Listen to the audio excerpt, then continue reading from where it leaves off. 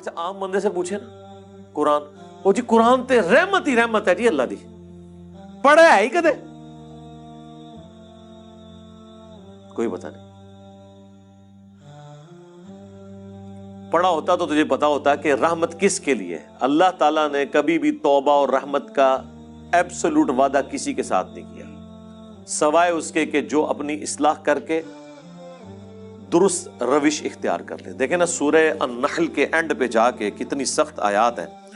اس کے بعد بھی اگر کسی کو نہیں سمجھ آتی تو ٹھیک ہے، اس کی بدقسمتی ہے.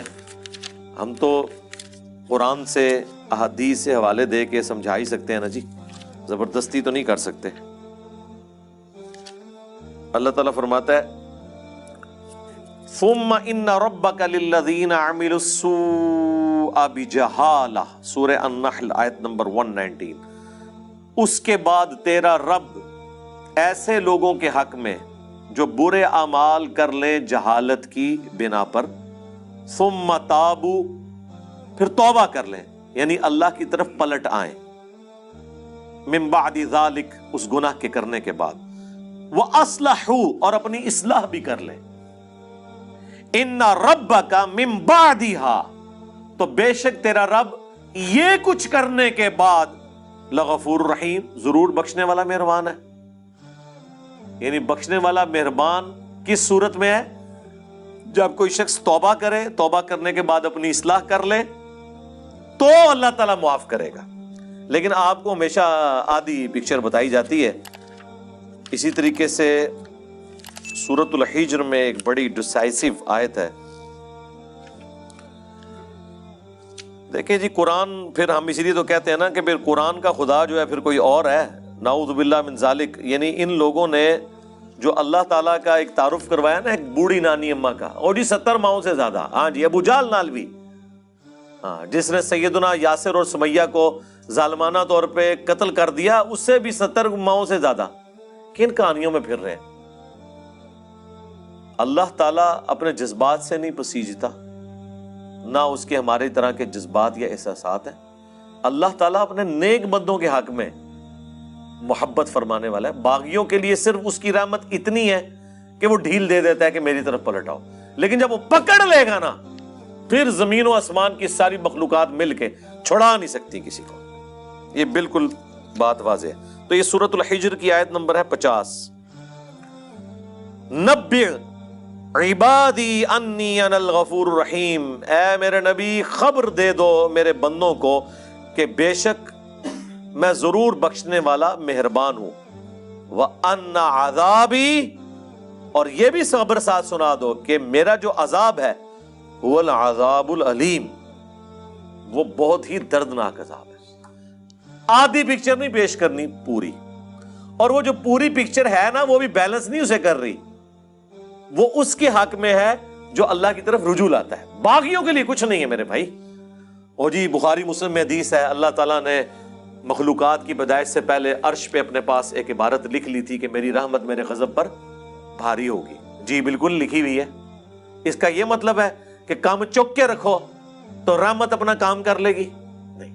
اس کا مطلب یہ ہے کہ انسان اپنی کمزوریوں کی وجہ سے کسی خاص حد تک کی معاملات کو سدھار سکتا ہے، باقی چیزوں کی کمپنسیشن رحمت سے ہوگی.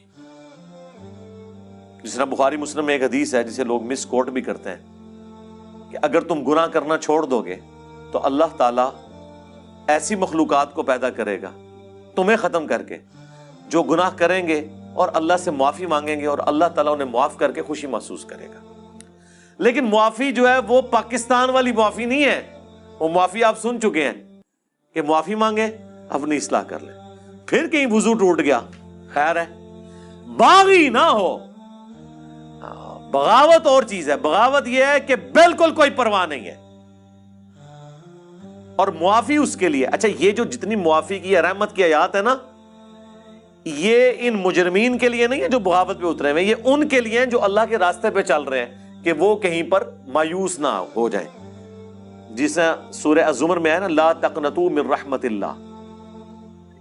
اے نبی میرے بندوں کو خبر کر دو اس حوالے سے کہ وہ اللہ کی رحمت سے مایوس نہ ہو. جنہوں نے اپنی جانوں کے اوپر ظلم کیا ہے اللہ کی رحمت سے مایوس نہ ہو. اللہ تعالیٰ سارے گناہوں کو معاف کر دے گا. یہ وہ بندے ہیں جو واقعی یہ کیئر کرتے ہیں یار ساڈا کے بڑھنا ہے، ان کے لیے ساری تسلی ہے، باغیوں کے لیے کچھ بھی نہیں ہے۔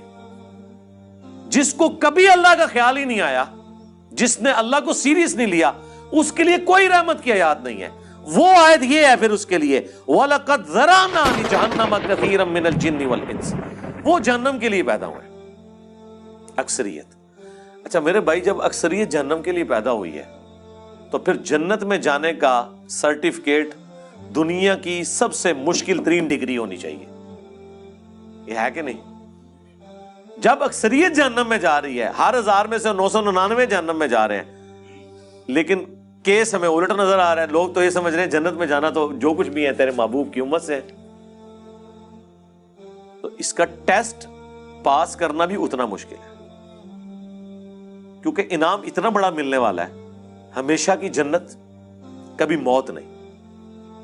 اور سب سے ادنا جو جنتی ہے نا، جو سب سے آخر میں جنت میں جائے گا جہنم سے نکال کے، یعنی جو اپنے گناہوں کا عذاب لاکھوں سال بھگت کے صفائی کروانے کے بعد، اپنی سارے گناہ معاف کروانے کے بعد آخری بندہ جہنم سے نکالا جائے گا، اسے بھی اس پلانٹ ارتھ سے 10 گنا بڑی جنت ملے گی۔ 10 زمینیں 40,000 کلومیٹر کے سرکمفرنس کی۔ آپ پوچھ رہے ہوتے ہیں اتنے سیارے کیوں نے؟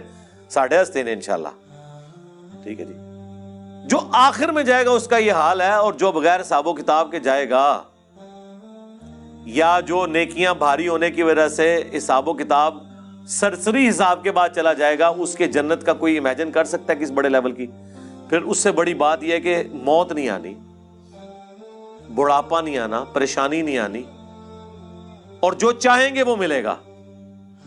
تو مجھے بتائیں، جب یہ تو آپ سمجھ لیں آلموسٹ اللہ تعالیٰ نے خالق اور مخلوق کا ہی فرق رکھا ہوا ہے، ذاتی عطائی کا فرق رکھا ہوا ہے، باقی اللہ تعالیٰ نے آپ کو شیئر کر دی ہے وہ چیز جو آپ کے اندر چھپی ہوئی خواہش ہے، جس کی وجہ سے انسان دعوی خدائی کرتا ہے۔